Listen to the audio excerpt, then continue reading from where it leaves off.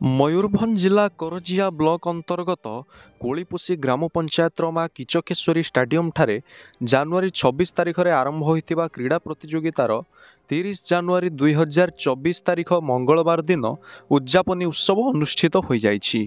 ଏହି କ୍ରୀଡ଼ା ପ୍ରତିଯୋଗିତାରେ ଅଲଚିକି ଜ୍ଞାନ ପରୀକ୍ଷା ସର୍ବସାଧାରଣ 115 ମିଟର ଦୌଡ଼, 1600 ମିଟର ଦୌଡ଼, କଳସ ଦୌଡ଼, ବରହି ଟଣା, ବମ୍ ବ୍ଲାଷ୍ଟ, ମହଲ ଗୋଟାଇବା ଇତ୍ୟାଦି ଖେଳମାନ ସହ ଆଦିବାସୀ ନୃତ୍ୟ, ରାମଡାଣ୍ଟା, ବୁଢ଼ୀଗାଳି ଏବଂ ଜାଙ୍ଗାଳି ସୁସୁନ ପ୍ରତିଯୋଗିତା ମଧ୍ୟ ଅନୁଷ୍ଠିତ ହୋଇଯାଇଛି।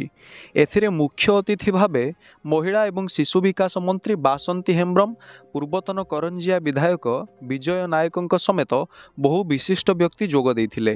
କ୍ରୀଡ଼ାରେ ବିଜେତାମାନଙ୍କୁ ତୁରନ୍ତ ପୁରସ୍କୃତ କରାଯାଇଥିଲା। ଏଥିରେ 10,000ରୁ ଉର୍ଦ୍ଧ୍ୱ ଜନସମାଗମ ହୋଇଛି। ରମେଶ କୁମାର ସୋରେନଙ୍କ ରିପୋର୍ଟ, ଯୁବଶକ୍ତି ନ୍ୟୁଜ୍, ଓଡ଼ିଶା।